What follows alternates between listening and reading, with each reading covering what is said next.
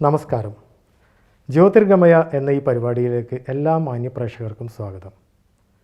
നാം എല്ലാവരും ഇന്ന് ശിവരാത്രി ആഘോഷത്തിൻ്റെ ഒരുക്കത്തിലാണ്. ശിവരാത്രിയുടെ ആധ്യാത്മിക രഹസ്യങ്ങൾ നമ്മെ പറഞ്ഞു മനസ്സിലാക്കി തരുന്നതിനായി ബ്രഹ്മകുമാരി മീന സിസ്റ്റർ ഇന്ന് നമ്മോടൊപ്പമുണ്ട്. നമുക്ക് സിസ്റ്ററോട് തന്നെ ഇതിൻ്റെ വിശദാംശങ്ങൾ ചോദിച്ച് മനസ്സിലാക്കാവുന്നതാണ്. സ്വാഗതം സിസ്റ്റർ. ഓം ശാന്തി. സിസ്റ്റർ, ഇവിടെ ശിവരാത്രി നാം എല്ലാം ആഘോഷിക്കുന്നത് ഒരു ഉത്സവമായിട്ടല്ല. അതിൻ്റെ ഉത്സവത്തിൻ്റെ ആർഭാടങ്ങളൊന്നുമില്ലാതെ ഒരു അനുഷ്ഠാനം എന്ന രീതിയിൽ അനുഷ്ഠാനങ്ങൾക്കും ആചാരങ്ങൾക്കുമാണ് ഇവിടെ പ്രസക്തിയുള്ളത്. എന്തുകൊണ്ടാണ് ഈ ശിവരാത്രി ഇങ്ങനെ ഒരു അനുഷ്ഠാന രീതിയിൽ ആചരിക്കുന്നതെന്ന് അറിയാൻ ആഗ്രഹമുണ്ട്. ശിവരാത്രി എന്ന് കേൾക്കുമ്പോൾ തന്നെ നമുക്കെല്ലാവർക്കും ഓർമ്മ വരുന്നത് പാലാഴി മഥന കഥയാണല്ലോ. പണ്ട് ദേവന്മാർക്ക് ദുർവാസാവിൻ്റെ ശാപം മൂലം ജരാനര ബാധിച്ചുവെന്നും ശാപമോക്ഷത്തിനായി അമൃതെന്ന ദിവ്യ പാനീയം ആവശ്യമായി വന്നു. പക്ഷേ അമൃത് കിട്ടണമെങ്കിൽ പാലാഴി മഥനം നടക്കണം. അപ്പോൾ പാലാഴി കടയുന്നതിന് വേണ്ടിയിട്ട് ദേവന്മാർ അസുരന്മാരെ കൂട്ടുപിടിക്കുകയുണ്ടായി. അങ്ങനെ പാലാഴി മഥനം നടന്നുകൊണ്ടിരിക്കുമ്പോൾ അമൃതിനോടൊപ്പം തന്നെ ഉച്ചൈശ്രവസ്, ലക്ഷ്മി, ചന്ദ്രൻ, ഒപ്പം കാളകൂട വിഷവും ഉയർന്നു വരികയുണ്ടായി. പക്ഷേ കാളകൂട വിഷം ഭൂമിയിൽ വീണാൽ ഭൂമി നശിക്കും. അപ്പോൾ എല്ലാവരും ചേർന്ന് ശിവനെ അഭയം പ്രാപിച്ചതായും ശിവൻ ആ വിഷം പാനം ചെയ്ത് ഭൂമിയെ രക്ഷിച്ചുവെന്നുമാണ് കഥ. അപ്പോൾ നമ്മൾ മനസ്സിലാക്കേണ്ടത് യഥാർത്ഥത്തിൽ ഈ കഥയുടെ ആന്തരിക അർത്ഥം തന്നെ നമുക്ക് ശിവരാത്രി എങ്ങനെ ആചരിക്കണം എന്ന സന്ദേശമാണ് നൽകുന്നത്. യഥാർത്ഥത്തിൽ നാം ഓരോരുത്തരും ആലോചിച്ച് നോക്കുകയാണെങ്കിൽ ശാപം ദുർവാസനകളാലാണ് ഉണ്ടായിരിക്കുന്നത്. ദുർസ്വഭാവങ്ങൾ, ദുർവികാരങ്ങൾ, ദുർവാസനകൾ എപ്പോഴാണോ മനുഷ്യൻ്റെ ഉള്ളിൽ കടന്നുകൂടുന്നത്, ആ ദുർവാസനകളാലാണ് ജരയും നരയും. ജരയും നരയും യഥാർത്ഥത്തിൽ ശരീരത്തിന് മാത്രമല്ല ഇന്ന് ബാധിച്ചിരിക്കുന്നത്, മനുഷ്യൻ്റെ മനസ്സിനും ബുദ്ധിക്കും ജരാനര ബാധിച്ചിരിക്കുകയാണ്. അപ്പം ഈ ജരാനര ഇല്ലാതാകണമെങ്കിൽ നമുക്കെല്ലാവർക്കും അമൃത് ആവശ്യമുണ്ട്. അമൃത് അർത്ഥം ജ്ഞാനമാണ്, തിരിച്ചറിവാണ്. ജ്ഞാനമാകുന്ന അമൃത് പാനം ചെയ്യണം. അപ്പം ജ്ഞാനമാകുന്ന അമൃത് കുടിക്കുമ്പോൾ നമ്മുടെ ഉള്ളിൽ നിന്ന് കാളകൂട വിഷ സമാനമായിട്ടുള്ള ദുർവികാരങ്ങളും ദുസ്വഭാവങ്ങളും ഇല്ലാതാകും. അപ്പം യഥാർത്ഥത്തിൽ ആ പാലാഴി മഥനം നടക്കേണ്ടത് നമ്മുടെ ഓരോരുത്തരുടെയും ഉള്ളിലാണ്. മനസ്സാണ് യഥാർത്ഥത്തിൽ പാലാഴി. കാരണം നമ്മൾ മനസ്സിലേക്ക് തിരിഞ്ഞു നോക്കുകയാണെങ്കിൽ നമുക്ക് നമ്മുടെ ഓരോരുത്തരുടെ ഉള്ളിൽ നല്ലതും കെട്ടതും കാണാം, അമൃതും കാണാം, വിഷവും കാണാം. അപ്പം നമുക്കെല്ലാവർക്കും ജീവിതത്തിൽ ആവശ്യമുള്ളത് ദൈവിക ഗുണങ്ങൾക്ക് സമാനമായ അമൃതാണ്. നല്ലതാണ് നമുക്കെല്ലാവർക്കും വേണ്ടത്. നമ്മളെല്ലാവരും ആഗ്രഹിക്കുന്നതും എപ്പോഴും നന്മകളാണ്. പക്ഷേ പലപ്പോഴും നമ്മുടെ ഉള്ളിൽ കിടക്കുന്ന പല ദുർവാസനകളും പുറത്തു വരാറുണ്ട്, ദുസ്വഭാവങ്ങളും പുറത്തു വരാറുണ്ട്. അതാണ് നമുക്ക് ജീവിതത്തിലെ കഷ്ടങ്ങളും നഷ്ടങ്ങളും നൽകിക്കൊണ്ടിരിക്കുന്നത്. ആ കഷ്ടനഷ്ടങ്ങളാണ് യഥാർത്ഥത്തിൽ ജരാനര. അതായത് ബുദ്ധി വികൃതമാകുമ്പോൾ, തെറ്റായ തീരുമാനങ്ങൾ എടുക്കുമ്പോൾ ജീവിതത്തിൽ നമുക്ക് കഷ്ടനഷ്ടങ്ങൾ സംഭവിക്കുകയാണ്. അപ്പം നമ്മുടെ ദുർവാസനകൾ ഇല്ലാതാകണമെങ്കിൽ ജ്ഞാനമാകുന്ന അമൃതം നമുക്ക് സേവിക്കേണ്ടതുണ്ട്. പക്ഷെ ജ്ഞാനാമൃതം എവിടുന്ന് കിട്ടും? ജ്ഞാനസാഗരനിൽ നിന്ന് മാത്രമേ കിട്ടുകയുള്ളൂ. അപ്പം ശിവരാത്രി നമുക്ക് നൽകുന്ന സന്ദേശം തന്നെ അതാണ്. ജ്ഞാനസാഗരനായ പരമാത്മാവിൽ നിന്ന് ജ്ഞാനാമൃതം പാനം ചെയ്യണം. ജ്ഞാനാമൃതം ലഭിക്കണമെങ്കിൽ സത്സംഗം വേണം. ഈശ്വരീയ ജ്ഞാനം സത്സംഗത്തിൽ നിന്നാണ് പ്രാപ്തമാകണേ. ഒപ്പം അമൃത് കുടിക്കുന്നതിനോടൊപ്പം നമുക്ക് ഈശ്വര സ്മൃതി, അതാണ് നിശബ്ദമായ ആഘോഷം. അതായത് നിശബ്ദത അർത്ഥം നമുക്ക് ഓരോരുത്തർക്കും അന്തർമുഖിയായിട്ട് നമ്മളിലേക്ക് തിരിഞ്ഞു നോക്കണം. എപ്പോഴാണോ നാം നമ്മുടെ ഉള്ളിലേക്ക് തിരിയുന്നത്, അന്തർമുഖിയാകുന്നത്, അന്തരാത്മാവിലേക്ക് തിരിഞ്ഞു നോക്കുമ്പോൾ മാത്രമേ നമുക്ക് നമ്മളിലെ നല്ലതും കെട്ടതിനെയും കണ്ടെത്താൻ കഴിയൂ. അന്തരാത്മാവിലേക്ക് ആദ്യ തീർത്ഥയാത്ര ചെയ്യണം. അപ്പോഴേ നമ്മുടെ മനസ്സ് ഈശ്വരിലേക്ക് നമുക്ക് കൊണ്ടുപോകാൻ കഴിയുകയുള്ളൂ. അതുകൊണ്ടാണ് ശിവരാത്രിയിൽ ത്യാഗത്തിനും തപസ്യയ്ക്കും പ്രാധാന്യം നൽകുന്നത്. അപ്പോൾ മറ്റൊരു സംശയം എനിക്കുള്ളത്, ശിവരാത്രി സാധാരണ രീതിയിൽ ശിവരാത്രി എന്ന് പറയുന്നത് അത് രാത്രിയിലാണ്. മറ്റുള്ള ഉത്സവങ്ങളെല്ലാം പകൽ ആഘോഷിക്കുന്നു, ഇത് രാത്രിയിൽ എന്തുകൊണ്ട് ആഘോഷിക്കുന്നു? രാത്രി എന്നുള്ള ശബ്ദം കേൾക്കുമ്പോൾ നമ്മുടെ എല്ലാവരുടെയും മനസ്സിൽ ആദ്യം വരുന്ന ചിത്രം ഇരുട്ടാണ്. യഥാർത്ഥത്തിൽ ശിവരാത്രിയിലെ രാത്രി എന്ന ശബ്ദം കൊണ്ട് ഉദ്ദേശിക്കുന്നത് ഒരു ദിവസം രാത്രിയുടെ കാര്യം മാത്രമല്ല. കാരണം ആധ്യാത്മിക ഭാഷകളെല്ലാം, ആധ്യാത്മിക ലോകത്തിലെ ശബ്ദങ്ങൾക്കെല്ലാം ആന്തരികമായ അർത്ഥമുണ്ടല്ലോ. അപ്പൊ രാത്രി എന്ന ശബ്ദവും യഥാർത്ഥത്തിൽ അജ്ഞതയുടെ ഇരുട്ടിനെ കുറിക്കുന്നതാണ്.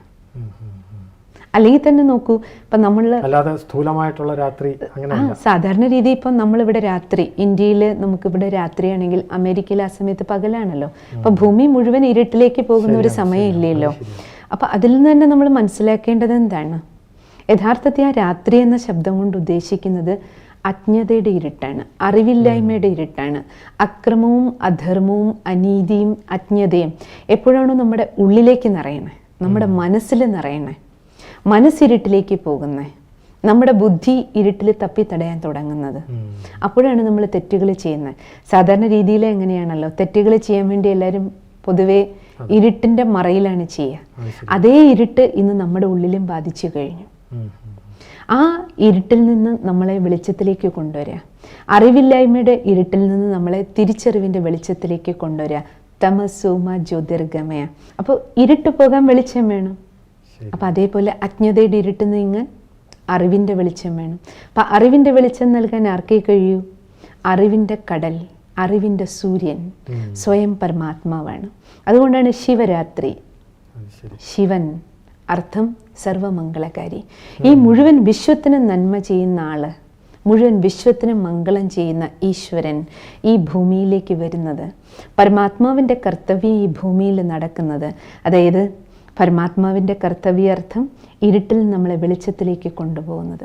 അറിവിൻ്റെ വെളിച്ചം നൽകാൻ ഭഗവാൻ ഈ ഭൂമിയിലേക്ക് വരുന്ന സമയത്തെയാണ് ശരിക്കും ശിവരാത്രി എന്നതുകൊണ്ട് ഉദ്ദേശിക്കണേ. അപ്പം ആ കാലത്തെയാണ്, സമയത്തെയാണ് രാത്രി എന്നതുകൊണ്ട് ഉദ്ദേശിക്കണേ. അതായത് ഭഗവാൻ വരുന്നത് ഒരു ദിവസത്തെ രാത്രിയല്ല, ഈ കാലഘട്ടത്തെ, ഈ കലിയുഗ കാലഘട്ടമാണ് ശരിക്കും പറഞ്ഞ ഇരുട്ട് നിറഞ്ഞ സമയം. ചതുർയുഗങ്ങളെക്കുറിച്ച് നമ്മൾ കേട്ടിട്ടുണ്ടല്ലോ. സത്യയുഗം, ത്രേതായുഗം, ദ്വാപരയുഗം, കലിയുഗം. അല്ലെ, സത്യത്രേതായുഗത്തെക്കുറിച്ച് ശാസ്ത്രങ്ങളിൽ പറയുന്നത് ബ്രഹ്മാവിൻ്റെ പകലെന്നാണ്. ദ്വാപരയുഗം മുതൽ കലിയുഗം വരെയുള്ള കാലഘട്ടത്തെ ബ്രഹ്മാവിൻ്റെ രാത്രി എന്ന് പറയാറുണ്ട്. ബ്രഹ്മാവിൻ്റെ പകലർത്ഥം നമ്മളെല്ലാവരും വെളിച്ചത്തിൽ ജീവിച്ച സമയം. ബ്രഹ്മാവിൻ്റെ രാത്രിയർത്ഥം നമ്മുടെ മനസ്സുകൾ എപ്പോഴാണോ ഇരുട്ടിലേക്ക് പോകുന്നത്. അതിൽ തന്നെ കലിയുഗത്തെക്കുറിച്ച് പറയുന്നത് എന്താണ്? ഘോരാന്ധകാരത്തിൻ്റെ സമയം എന്നാണ്. ശരിയാണ്, കേട്ടിട്ടുണ്ട്. അതെ. അപ്പൊ ഘോരാന്ധകാരം, അത്രയധികം അജ്ഞതയുടെ അന്ധകാരം നിറഞ്ഞതിൻ്റെ തെളിവാണ് ഇന്ന് നമ്മൾ നമ്മുടെ ചുറ്റും കാണുന്നത്. കുടുംബജീവിതം നോക്കിക്കോളൂ, സമൂഹത്തിലെ അവസ്ഥ നോക്കിക്കോളൂ, ജീവിതത്തിൻ്റെ സമസ്ത മേഖലകളിലും നമുക്ക് ഈ അപജയം കാണാൻ കഴിയും. അജ്ഞതയുടെ ഇരുട്ടിനെ നമുക്ക് ദർശിക്കാൻ കഴിയും. ആ അജ്ഞത കൊണ്ടാണ് നമ്മൾ അനീതി പ്രവർത്തിക്കുന്നത്, അക്രമത്തിലേക്ക് പോകുന്നത്, അധാർമിക മാർഗങ്ങളിലേക്ക് പോകുന്നത്. ഇങ്ങനെയുള്ള പ്രവൃത്തികൾ, ഇത്രയധികം അപജയം നമ്മുടെ ജീവിതത്തിൽ, മൂല്യച്യുതി ഇത്രയും സംഭവിച്ചുകൊണ്ടിരിക്കുന്നത് തന്നെ ഈ കാലഘട്ടം ഇരുട്ടിലേക്ക് പോയതിൻ്റെ അർത്ഥം, നമ്മുടെ മനസ്സിരുട്ടിലേക്ക് പോയതിൻ്റെ ലക്ഷണമാണ്. അപ്പം തീർച്ചയായിട്ടും നമ്മളെ വെളിച്ചത്തിലേക്ക് കൊണ്ടുപോകേണ്ട സർവശക്തിവാനായ പരമാത്മാവിൻ്റെ കർത്തവ്യം, എല്ലാവർക്കും വെളിച്ചം നൽകുന്ന ഈശ്വരൻ. അതുകൊണ്ടാണ് ശിവൻ എന്ന് പറയണത്. എല്ലാവർക്കും വെളിച്ചം നൽകുന്ന ആളാണ് ശിവൻ. ബിന്ദുരൂപം എന്നും അർത്ഥമുണ്ട്. സർവമംഗളകാരി എന്നും പറയും. ബീജരൂപം, ഈ മുഴുവൻ സൃഷ്ടിയുടെ ബീജം എന്നാണ് ഈശ്വരനെ പറയണത്.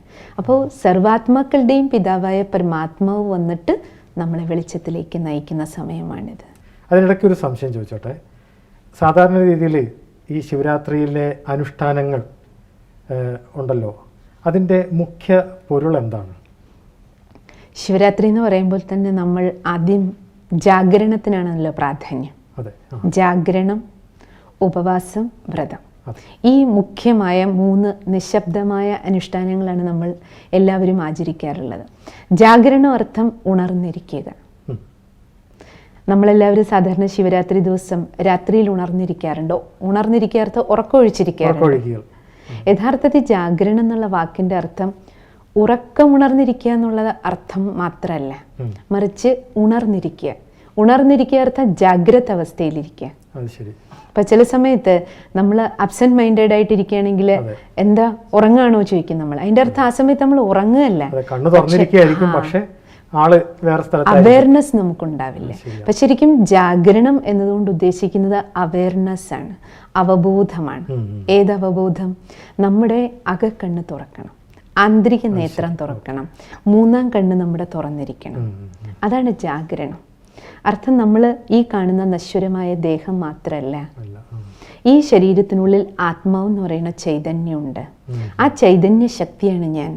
ആ മൂന്നാം കണ്ണ് തുറക്കുമ്പോഴാണ് നമുക്ക് ചുറ്റുപാടുമുള്ള ഓരോരുത്തരുടെയും യഥാർത്ഥ അസ്തിത്വത്തെയും വ്യക്തിത്വത്തെയും നമുക്ക് മനസ്സിലാക്കാൻ കഴിയണേ. നമ്മുടെ കൂടെയുള്ളവർ ഓരോരുത്തരും എൻ്റെ തന്നെ സഹോദരാത്മാക്കളാണ്. ഈ അവബോധത്തിൽ എല്ലാവരോടും നമുക്ക് ഇടപഴകാൻ കഴിയണം. ആ ആത്മബോധത്തിൻ്റെ ഉണർവ് നമുക്ക് എല്ലാവർക്കും എല്ലായ്പ്പോഴും ആവശ്യമാണ്. അതൊരു ദിവസം രാത്രിയിൽ മാത്രം ചെയ്യേണ്ട കാര്യമല്ല, പിന്നെയോ ജീവിതത്തിലുടനീളം ആവശ്യമാണ്. ജാഗ്രത അവസ്ഥ, ആത്മീയമായ ഉണർവ്. അതുകൊണ്ടാണ് വിവേകാനന്ദ സ്വാമി എപ്പോഴും പറയുമായിരുന്നു, ഉത്തിഷ്ഠത ജാഗ്രത. എൻ്റെ അർത്ഥം എന്താണ്? നിങ്ങൾ ജാഗരൂകരായിട്ട് ജീവിക്കൂ. ഏത് ജാഗ്രത? ഞാൻ ആരാണ്, എന്നോടൊപ്പം ഉള്ളവർ ഓരോരുത്തരും ആരാണ്, നമ്മളെല്ലാവരും എവിടുന്ന് വന്നവരാണ്, നമ്മളെല്ലാവരും ആരുടേതാണ്. ആ തിരിച്ചറിവോട് കൂടിയിട്ട് നമുക്ക് ഈ നാടകശാലയിൽ നമുക്ക് ജീവിത നാടകം കളിക്കാൻ കഴിയണം. ആ ജാഗരണം എല്ലായ്പ്പോഴും ആവശ്യമാണ്. രണ്ടാമത്തേതാണ് ഉപവാസം. ഉപവസിക്കുക, കൂടെ വസിക്കുക. ഉപ മീൻസ് കൂടെ, കൂടെ വസിക്കണം. ആരുടെ കൂടെ? ഈശ്വരനോടൊപ്പം. ശിവരാത്രി ദിനത്തിൽ നമ്മൾ ഉറക്കം ഉണർന്നിരുന്ന് ശിവനെ ധ്യാനിക്കണം എന്നാണ് പറയുക. ഈശ്വരനെ സ്മരിക്കണം. അപ്പം ഈശ്വരനെ സ്മരിക്കേണ്ടത് ഒരു ദിവസം രാത്രിയിൽ മാത്രം ചെയ്യേണ്ട കാര്യമല്ലല്ലോ. കാരണം സർവശക്തിവാന്റെ കൂട്ടുകെട്ട് പ്രത്യേകിച്ച് ഇന്നത്തെ കാലത്ത് നമുക്ക് എല്ലാവർക്കും എല്ലാ സമയവും ആവശ്യമാണ്. കാരണം പലപ്പോഴും നമ്മുടെ കൂടെ ബാക്കി എല്ലാവരും ഉണ്ടെങ്കിലും നമ്മുടെ ബന്ധുക്കൾക്കും മിത്രങ്ങൾക്കും, അത് അച്ഛനാണെങ്കിലും അമ്മയാണെങ്കിലും സഹോദരനാണെങ്കിലും ഹസ്ബൻഡാണെങ്കിലും വൈഫാണെങ്കിലും മക്കളാണെങ്കിലും, ഒന്ന് എല്ലാവർക്കും എല്ലായ്പ്പോഴും നമ്മളോടൊപ്പം ഉണ്ടാകാൻ കഴിയില്ല, അത് യാഥാർത്ഥ്യമാണ്. രണ്ടാമത് എല്ലാവരും നമ്മുടെ കൂടെ ഉണ്ടെങ്കിലും എല്ലാവർക്കും നമ്മളെ എല്ലായ്പ്പോഴും സഹായിക്കാൻ കഴിയണമെന്നില്ല. അപ്പം നമുക്ക് വഴിയിലൊരു ആക്സിഡൻ്റ് ആയി നമ്മൾ കിടക്കുക, അവിടെ നമ്മുടെ അച്ഛനും അമ്മയും തന്നെ വന്ന് സഹായിക്കണമെന്നൊന്നുമില്ല. പക്ഷേ സർവശക്തിവാനുമായിട്ടുള്ള നമ്മുടെ മനസ്സിൻ്റെ കൂട്ടുകെട്ട്, ആന്തരികമായ കൂട്ടുകെട്ട് നമുക്ക് എല്ലാവർക്കും എല്ലായ്പ്പോഴും ഉണ്ടെങ്കിൽ ആ സമയത്ത് എവിടെ എപ്പോൾ എങ്ങനെ ആരുടെ സഹായം നമുക്ക് വേണമോ ആ സമയത്ത് ആ സഹായം നമുക്ക് വന്നു ചേരും. ഈശ്വരന്റെ ഭാഗത്ത് നിന്ന് തീർച്ചയായിട്ടും ഒരു മനുഷ്യൻ അവിടെ നമുക്ക് വന്ന് സഹായിക്കുമ്പോൾ തന്നെ നമ്മളെല്ലാവരും എന്താ പറയുക, നമ്മളെ വഴിയിൽ ആക്സിഡന്റ് ആയിട്ട് കിടക്കുക, ആരെങ്കിലും വന്ന് നമ്മളെ എടുത്തുകൊണ്ട് ഹോസ്പിറ്റലിൽ അഡ്മിറ്റ് ചെയ്യുക, അപ്പം നമ്മൾ എന്താ പറയുക, ഭഗവാനാണ് നിങ്ങളെ അയച്ചത്, നിങ്ങൾ ദൈവം തമ്പുരാനാണ്, നിങ്ങളെ ഒരിക്കലും ഞാൻ മറക്കില്ല. അതിൻ്റെ അർത്ഥം എന്താണ്? അതാണ് സഹായം. ആ സഹായം നമുക്ക് എല്ലാവർക്കും എല്ലായ്പ്പോഴും ആവശ്യമാണ്. അപ്പം അതുകൊണ്ട് മനസ്സുകൊണ്ടുള്ള കൂട്ടുകെട്ട് നമുക്ക് ഈശ്വരനോടൊപ്പം എല്ലായ്പ്പോഴും വെക്കാൻ കഴിയും. കാരണം മനസ്സും ഭഗവാനും തമ്മിലുള്ള ബന്ധത്തെക്കുറിച്ചാണ് ഗീതയിൽ പോലും ഭഗവാൻ പറയുന്നത്, മന്മനാഭവ, മനസ്സുകൊണ്ട് തന്നെ ഓർമ്മിക്കൂ. അതാണ് യഥാർത്ഥത്തിൽ ഉപവാസം. കാരണം ഈശ്വരനൊരു ശക്തിയെ മാത്രമേ നമുക്ക് എല്ലാവർക്കും എല്ലായ്പ്പോഴും കൂടെ വെക്കാൻ പറ്റുള്ളൂ. കാരണം നമ്മളെപ്പോലെ ശരീരത്തിൻ്റെതായ യാതൊരു ബന്ധനവും പരിധിയും ഇല്ലാത്ത ആളാണ് ഈശ്വരൻ. നമുക്ക് ശരീരത്തിൻ്റെ ലിമിറ്റേഷൻ ഉണ്ട്, പക്ഷെ ഭഗവാനെ സ്വയംഭൂ എന്നാണ് പറയണത്. സർവശക്തിവാൻ ആ നിരാകാരൻ ശരീരത്തിൻ്റെ ബന്ധനമില്ലാത്ത ആളാണ്. അതുകൊണ്ട് മനസ്സുകൊണ്ട് വിചാരിക്കുന്ന മാത്രയിൽ നമുക്ക് ആളെ കൂടെ വയ്ക്കാനായിട്ട് കഴിയും. സർവശക്തിവാന്റെ സാന്നിധ്യം ശക്തിയായിട്ട് നമുക്ക് ഫീൽ ചെയ്യാൻ കഴിയും. മൂന്നാമത്തേതാണ് വ്രതം. വ്രതശുദ്ധി, ജീവിതത്തിലെ ശുദ്ധീകരണം. അത് നമ്മൾ അന്നത്തിൻ്റെ ശുദ്ധി പാലിക്കാറുണ്ട് സാധാരണ ശിവരാത്രി ദിവസം, ഒന്നുകിൽ ഒരു ദിവസം അല്ലെങ്കിൽ ആ ഒരാഴ്ച സമയം. അത് നമ്മൾ ശിവരാത്രിക്ക് മാത്രമല്ലല്ലോ, മിക്ക തീർത്ഥാടന സമയങ്ങളിൽ, വിശേഷ സമയങ്ങളിൽ, നവരാത്രി, ശിവരാത്രി അല്ലെങ്കിൽ ഏതെങ്കിലും വിശേഷ തീർത്ഥസ്ഥാനങ്ങളിലേക്ക് പോകുമ്പോൾ ഒരു ഭാഗമാണ് വ്രതം നമ്മൾ അനുഷ്ഠിക്കും. യഥാർത്ഥത്തിൽ വ്രതാനുഷ്ഠാനം ഒരു ദിവസത്തേക്ക് മാത്രമല്ലല്ലോ വേണ്ടത്. ഭക്ഷണത്തിൽ മാത്രമല്ല, ആഹരിക്കുക, സ്വീകരിക്കുക. നമ്മൾ വായിലൂടെ മാത്രമല്ല സ്വീകരിക്കണേ, കണ്ണും ആഹരിക്കുന്നുണ്ട്, കാതും ആഹരിക്കുന്നുണ്ട്. നമ്മുടെ ഓരോ കർമ്മേന്ദ്രിയങ്ങളിലൂടെയും നമ്മൾ സ്വീകരിക്കുന്നത് ഓരോന്നും ശുദ്ധമായിരിക്കണം. എൻജോയ് ചെയ്യാൻ വേണ്ടി മാത്രമാണ് ഇന്ന് നമ്മൾ ചെയ്തുകൊണ്ടിരിക്കുന്നത്. എൻജോയ്മെന്റ് എന്ന് പറയുന്നത് എന്താണ്? ആനന്ദം, സുഖം, സന്തോഷം നൽകുന്നതായിരിക്കണം. പക്ഷേ ഇന്ന് നമ്മൾ ആലോചിച്ച് നോക്കൂ, നമ്മൾ ഭക്ഷണം, നല്ല ടേസ്റ്റുള്ള ഭക്ഷണം കഴിച്ചുകൊണ്ടിരിക്കുക, നല്ല ടേസ്റ്റുള്ള ഭക്ഷണം നമ്മൾ എൻജോയ് ചെയ്യുന്നു എന്ന് പറയും. അതിൻ്റെ ഇടയിൽ നമുക്കൊരു ബാഡ് ന്യൂസ് എവിടെന്നെങ്കിലും കേൾക്കാം, നമ്മുടെ ആർക്കെങ്കിലും എന്തെങ്കിലും സംഭവിച്ചു, വായിൽ ഭക്ഷണം ഉണ്ടാവും, പക്ഷേ ആനന്ദം അനുഭവിക്കാൻ കഴിയും? പിന്നെ ഭക്ഷണം ഇറങ്ങില്ലല്ലോ. അപ്പം അതിൽ നമ്മൾ മനസ്സിലാക്കേണ്ടേ യഥാർത്ഥ ആനന്ദം നമുക്കുണ്ടാകുന്നത് ആന്തരികമായിട്ടുള്ളതാണ്. പക്ഷേ ആ ആന്തരികമായ ആനന്ദം അനുഭവിക്കണമെങ്കിൽ, ഉപവാസം നടക്കണമെങ്കിൽ വ്രതം ഏറ്റവും പ്രധാനമാണ്, ശുദ്ധി ഏറ്റവും പ്രധാനമാണ്. വ്രതം ഒരു ഋതമാണ്. ആ താളമേളങ്ങൾ കറക്റ്റാകുമ്പോഴാണ് ഇത് സംഗീതം ആസ്വാദനം പ്രധാനമായിട്ട് മാറണേ. അതേപോലെ ലൈഫിൻ്റെ ഋതം, ലൈഫും ജീവിതവും റിതമാറ്റിക് ആയിരിക്കണം. ജീവിതത്തിൻ്റെ താളമാണ് യഥാർത്ഥത്തിൽ ശുദ്ധി. കഴിക്കുന്ന അന്നത്തിലെ ശുദ്ധി, കാണുന്നതിലെ ശുദ്ധി, കേൾക്കുന്നതിലെ ശുദ്ധി, സംസാരിക്കുന്നതിലെ ശുദ്ധി, എല്ലാത്തിലും ആ പ്യൂരിറ്റി ഉണ്ടായിരിക്കണം. നല്ലത് കാണുക, നല്ലത് പറയുക, നല്ലത് ചിന്തിക്കുക. ആ റിതമാറ്റിക്കായിട്ട് നമ്മുടെ ജീവിതം എപ്പോൾ മാറുന്നു അപ്പോഴാണ് ജീവിതം താള ലയത്തിലേക്ക് പോണേ. പല ചിത്രങ്ങളിലും കണ്ടിട്ടുണ്ട് എല്ലാ ദേവതകളും ഓടിപ്പോയി ശിവന്റെ അടുത്ത് അഭയം പ്രാപിക്കുന്നതായിട്ടും അവിടെയാണ് ഒരു ഫൈനൽ ജഡ്ജ്മെന്റ് നടക്കുന്നതായിട്ട്. അപ്പൊ അതിൽ നമുക്ക് എന്താ മനസ്സിലാക്കാൻ കഴിയുന്നത്, ശിവൻ ദേവാദിദേവൻ അതുകൊണ്ടാണ് പറയണത്. ദേവാദിദേവൻ മഹാദേവൻ എന്നാ പറയണേ. ദേവി ദേവന്മാർക്ക് കൂടി ദേവൻ ഉപരിയായിട്ടുള്ളത്. അതെ. അപ്പൊ സർവ്വദേവന്മാരും ശിവനെ പൂജിക്കുന്ന, ശിവനർത്ഥം സർവമംഗളകാരി, പരമജ്യോതി, പരമപ്രകാശം. ആ പരമജ്യോതി സ്വരൂപനെയാണ് നമ്മൾ ശിവലിംഗ രൂപത്തിൽ ആരാധിക്കുന്നത്. അപ്പൊ ജ്യോതിയെ നമുക്ക് ആരാധനാ സൗകര്യത്തിന് വേണ്ടിയിട്ടാണ് ലിംഗരൂപത്തിലാക്കിയിരിക്കുന്നത്. അപ്പൊ ആ ശിവജ്യോതിയെ തന്നെയാണ് നമ്മൾ നിലവിളക്ക് കൊളുത്തിയിട്ട് ആരാധിക്കുന്നത്. അത് തന്നെയാണ് യഥാർത്ഥത്തിൽ മെഴുകുതിരി കൊളുത്തുമ്പോഴും ആ ജ്യോതിയാണ് നമ്മൾ ആരാധിക്കുന്നത്. അപ്പം അതുകൊണ്ട് സർവധർമ്മ സ്ഥാപകരും നോക്കിക്കോളൂ, പരമാത്മാവിലേക്ക് വിരൽ ചൂണ്ടുന്നുണ്ട്. ദൈവപുത്രൻ, ദൈവദൂതന്മാരെന്നല്ലേ നമ്മൾ ധർമ്മസ്ഥാപകരെ അറിയപ്പെടുന്നത്. എല്ലാ മഹാന്മാരെയും നോക്കിക്കോളൂ, എല്ലാവരും സാധകരായിരുന്നു.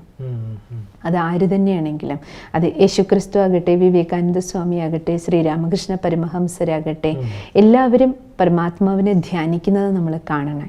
എന്തിനു പറയണം, ശ്രീ ശങ്കരൻ പോലും ശിവനെ ധ്യാനിക്കുന്ന ചിത്രമാണ് നമ്മൾ കാണുന്നത്. ശിവൻ എന്ന് പറയുമ്പോൾ തന്നെ നമ്മളുടെ മനസ്സിൽ വരുന്ന ഒരു രൂപം, ഒരു ജടാധാരിയായിട്ടുള്ള പാമ്പെല്ലാം കഴുത്തിലൊക്കെ ചുറ്റിയിരിക്കുന്ന ആ ഒരു രൂപമാണല്ലോ. തീർച്ചയായിട്ടും ശിവനും ശങ്കരനും തമ്മിലുള്ള അന്തരം നമുക്ക് ഓരോരുത്തർക്കും മനസ്സിലാക്കേണ്ടതാണ്.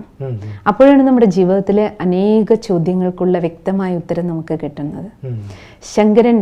ശങ്കരന്റെ ചിത്രം നമ്മുടെ എല്ലാവരുടെയും മുന്നിലേക്ക് കടന്നു വരുന്നുണ്ടാവുമല്ലോ. അതെ, പകുതി അടഞ്ഞ കണ്ണുകള്, മൂന്നാം കണ്ണ് തുറന്നിരിക്കുന്നു. അതെ, ശരീരം മുഴുവൻ ചുടലക്കളത്തിലെ ഭസ്മമാണ് ധരിച്ചിരിക്കുന്നത്. ആ ശങ്കരൻ ധ്യാനനിരതനായിരിക്കുന്നത് എപ്പോഴും ശിവലിംഗത്തിന്റെ മുന്നിലായിട്ടാണ് കാണുന്നത്. അപ്പൊ അതിൽ നമ്മൾ മനസ്സിലാക്കേണ്ടത്, ചുടലക്കളത്തിലെ ഭസ്മം എന്ന് പറഞ്ഞാൽ തന്നെ എന്താണ്, എവിടെയാണോ ജഡത്തെ നമ്മൾ സംസ്കരിക്കുന്നത് അതിനെയാണല്ലോ ചുടലക്കൾ എന്ന് പറയുന്നത്. അപ്പോൾ ആ ഭസ്മ ശരീരത്തിൽ ധരിച്ചിരിക്കുന്ന അർത്ഥം തന്നെ എന്താണ്, ഈ ശരീരം ഭസ്മമാകുന്നതാണ്. ഈ ബോധം ആർക്ക് വരുന്നു, ഈ ദേഹം നശിക്കുന്നതാണ്, ഇത് നശ്വരമാണ്, ഭസ്മീഭൂതമാകുന്നതാണ്. ഈ തിരിച്ചറിവ് നമുക്കുണ്ടാകണം. അതാണ് ദേഹം മുഴുവൻ പൂശിയിരിക്കണോ, അർത്ഥം ഈ ശരീരം വിനാശിയാണ്. ഈ ലോകത്തിൽ നമ്മൾ എന്തെല്ലാം ഈ കണ്ണുകൾ കൊണ്ട് കാണുന്നു, ഇതെല്ലാം മാറ്റത്തിന് വിധേയമാകുന്നതാണ്. പക്ഷെ അനശ്വരമായത് മൂന്നാം കണ്ണ് മാത്രമാണ്. മൂന്നാം കണ്ണർത്ഥം ആത്മനേത്രം. ഞാൻ ആത്മാവാണെന്ന ബോധം നമുക്ക് ഉണ്ടാകണം. ഈ ദേഹം നശിക്കുന്നതാണെന്നും ഈ ദേഹവുമായി ബന്ധപ്പെട്ട് ഈ നാടകശാലയിൽ നമ്മൾ എന്തെല്ലാം വസ്തുക്കൾ കാണുന്നു, ഉപയോഗിക്കുന്നു, ഇവയെല്ലാം മാറ്റത്തിന് വിധേയമാകും. പക്ഷെ അനശ്വരമായത് ആത്മചേതനയാണ്. ഞാൻ ആ അവിനാശിയായ ഊർജമാണെന്ന ബോധം നമ്മൾ ഓരോരുത്തരിലും, ആ ഉണർവ്, ആ അവബോധം, ആ ജാഗരണം, ആ ജാഗ്രത അവസ്ഥയാണ് നമുക്ക് ഓരോരുത്തർക്കും വേണ്ടത്. അതുകൊണ്ടാണ് ശങ്കരന്റെ തൃക്കണ്ണ് തുറന്ന് കാണിച്ചിരിക്കുന്നത്. അപ്പം നമുക്കെല്ലാവർക്കും എല്ലായ്പ്പോഴും ഈ തൃക്കണ്ണ് തുറന്നു വെക്കാൻ കഴിയണം. അതാണ് ശിവരാത്രി നമുക്ക് നൽകുന്ന സന്ദേശം. ഒപ്പം തൃക്കണ്ണ് തുറന്നിരിക്കണമെങ്കിലോ തലയിൽ, ജടയിൽ ഗംഗ വേണം. ഗംഗ അർത്ഥം അറിവ്, അറിവാകുന്ന ഗംഗ. മറ്റേ ഗംഗ ഒരു നദിയാണല്ലോ. നദിയെ നമുക്ക് തലയിൽ വെക്കാൻ കഴിയില്ലല്ലോ, അത് നമുക്ക് എല്ലാവർക്കും അറിയാം. അപ്പൊ ജ്ഞാന ഗംഗ, അറിവാകുന്ന ഗംഗ എപ്പോഴാണ് നമ്മുടെ ബുദ്ധിയിലേക്ക് വരുന്നത്. അതെ, കാരണം ബുദ്ധിയെ കുറിക്കുന്നത്. പക്ഷെ ജ്ഞാനം കിട്ടണമെങ്കിൽ എന്ത് ചെയ്യണം, നമ്മൾ സത്സംഗത്തിലിരിക്കണം. സത്സംഗം വേണം, നമുക്ക് നിത്യേന പഠനം വേണം. ഈശ്വരീയ വിശ്വവിദ്യാലയത്തിന്റെ പ്രത്യേകത തന്നെ ഇവിടെ നിത്യേന സത്സംഗമുണ്ട്, 1 മണിക്കൂർ പഠനം. അപ്പം നിത്യേനയുള്ള സത്സംഗത്തിൻ്റെ കുറവാണ് ഇന്ന് നമുക്ക് യഥാർത്ഥത്തിൽ ജീവിതത്തിൽ ഉണ്ടായിരിക്കുന്ന ഏറ്റവും വലിയ മിസ്സിംഗ് ലിങ്ക്. ബാക്കി സ്കൂളും കോളേജും പഠനങ്ങളും എല്ലാം നമുക്കുണ്ട്. പക്ഷേ നമുക്ക് നഷ്ടപ്പെട്ടു പോയത് ആധ്യാത്മികമായ അവബോധമാണ്. ആ അറിവ് നമ്മളിലേക്ക് തിരിച്ചു വരേണ്ടതുണ്ട്. ഒപ്പം അറിവ് നമുക്ക് തിരിച്ചു വന്നാൽ, അതായത് സത്സംഗത്തിലൂടെ നമുക്ക് നമ്മളെ തിരിച്ചറിയാൻ കഴിഞ്ഞാൽ, ഈശ്വരനെ തിരിച്ചറിയാൻ കഴിഞ്ഞാൽ, നമ്മുടെ ജീവിതത്തിൻ്റെ ലക്ഷ്യത്തെ നമ്മൾ മനസ്സിലാക്കി ജീവിക്കാൻ തുടങ്ങുമ്പോൾ നമുക്ക് പാമ്പിനെ ആഭരണാക്കാം. പാമ്പർത്ഥം ദുർവികാരങ്ങളെ കാണിക്കാനാണ് ഉപയോഗിക്കുന്നത്. ദുർവികാരങ്ങളുടെ മേലെ നിയന്ത്രണം ഇത് നമുക്ക് ഓരോരുത്തർക്കും ആവശ്യമാണ്. അത് കാമം, ക്രോധം, ലോഭം, മോഹം, അഹങ്കാരം, ഈ ദുർവികാരങ്ങളുടെ മേലെ കൺട്രോൾ വരണം. കൺട്രോൾ വരണമെങ്കിൽ ശക്തി വേണം, സഹനശക്തി വേണം. എന്നാലേ നമുക്ക് ദേഷ്യത്തെ കൺട്രോൾ ചെയ്യാൻ കഴിയുകയുള്ളൂ. കാമവികാരത്തെ കൺട്രോൾ ചെയ്യണമെങ്കിൽ പ്യൂരിറ്റിയുടെ പവർ നമുക്ക് വേണം, പരിശുദ്ധിയുടെ ശക്തി നമുക്ക് വേണം, പവിത്രതയുടെ ബലം നമുക്ക് വേണം. ആസക്തി നമുക്ക് കുറയണമെന്നുണ്ടെങ്കിൽ നമ്മുടെ ഉള്ളിലെ ഓരോ ദുർവികാരങ്ങളും നോക്കിക്കോളൂ. അതിനെ നമുക്ക് നിയന്ത്രിക്കണമെങ്കിൽ അത് പാമ്പ് പോലെയാണ്, അത് വിഷമാണ്. വിഷം നമ്മുടെ ഉള്ളിൽ പോയാൽ എപ്പോൾ വേണമെങ്കിലും നമുക്ക് നാശം ഉണ്ടാകും. അതേപോലെയാണ് ഈ ദുർവികാരങ്ങൾ. അപ്പോൾ ദുർവികാരങ്ങളുടെ മേലെ കൺട്രോൾ വേണമെങ്കിൽ നമുക്ക് ശക്തികൾ വേണം. സഹിക്കാനുള്ള ശക്തി, ക്ഷമിക്കാനുള്ള ശക്തി, ഉൾക്കൊള്ളാനുള്ള ശക്തി, ശരിയും തെറ്റും വേർതിരിച്ചറിയാനുള്ള ശക്തി, നല്ല തീരുമാനങ്ങൾ എടുക്കാനുള്ള ശക്തി, എല്ലാവരുമായി നമുക്ക് അഡ്ജസ്റ്റ് ചെയ്ത് പോകാനുള്ള ശക്തി. അപ്പം ഈ ശക്തിയുടെ ഉറവിടമാരാണ്? സർവശക്തിവാനാണ്, സർവശക്തിവാനായ ശിവനാണ്. അതുകൊണ്ടാണ് ശങ്കരൻ എപ്പോഴും ശിവലിംഗത്തിൻ്റെ മുന്നിലിരുന്ന് ധ്യാനിക്കുന്നത്. ശിവലിംഗം, ആ ശിവലിംഗം കാണിച്ചിരിക്കുന്നത് ശരിക്കും ജ്യോതി സ്വരൂപനെ ആരാധിക്കാൻ വേണ്ടിയിട്ട് നമ്മൾ വെച്ചിരിക്കുന്ന പ്രതീകാത്മകമായ ചിഹ്നമാണ്. കാരണം ഈശ്വരൻ ജ്യോതിയാണ്, കാരണം ആത്മാവും ജ്യോതി സ്വരൂപമാണ്. അതേപോലെ സർവ്വ ആത്മാക്കളുടെ പിതാവും പരമാത്മാവിൻ്റെയും സത്യസ്വരൂപം ജ്യോതി സ്വരൂപമാണ്. പക്ഷെ ഒരു പ്രകാശത്തെ വെച്ച് നമുക്ക് പൂജിക്കാൻ കഴിയില്ലല്ലോ. അപ്പൊ പൂജ സൗകര്യാർത്ഥം ആ പ്രകാശത്തെ പൂജിക്കാനുള്ള സൗകര്യത്തിന് വേണ്ടി വജ്രം കൊണ്ടും സ്ഫടികം കൊണ്ടും എല്ലാം നമ്മൾ വലിയ രൂപം, ലിംഗങ്ങൾ ഉണ്ടാക്കി ആരാധിക്കാൻ ആരംഭിച്ചു. ആദ്യകാലത്ത് ആ ശിവലിംഗ ആരാധന ചെയ്യുമ്പോൾ അത് വജ്രം കൊണ്ടും സ്ഫടികം കൊണ്ടും ആയിരുന്നതിനാൽ അതിൽ നിന്ന് വെളിച്ചം വരുമ്പോൾ നമുക്ക് പരമാത്മസ്മൃതി ഉണർന്നിരുന്നു, ജ്യോതി സ്വരൂപന്റെ ഓർമ്മ വന്നിരുന്നു. പക്ഷെ പിന്നീട് എന്ത് സംഭവിച്ചു?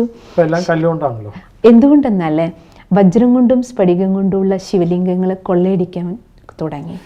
ക്ഷേത്രങ്ങൾ കൊള്ളയടിച്ചപ്പോൾ ഈ മൂർത്തി രൂപങ്ങളെ തന്നെ കൊള്ളയടിച്ചു കൊണ്ടുപോകാൻ തുടങ്ങി. അപ്പം ക്ഷേത്രങ്ങളെ കൊള്ളയിൽ നിന്ന് രക്ഷിക്കാൻ വേണ്ടിയിട്ടാണ് പിന്നീട് ആ രൂപങ്ങൾ ശിലകൾ കൊണ്ട് നിർമ്മിക്കാൻ തുടങ്ങിയത്. അപ്പം അതിൽ നമ്മൾ മനസ്സിലാക്കേണ്ട യഥാർത്ഥത്തിൽ ശ്രീശങ്കരൻ നമ്മൾ ഓരോ ഭക്തനും എങ്ങനെ ഒരു നല്ല ഭക്തനായിട്ട് മാറാം.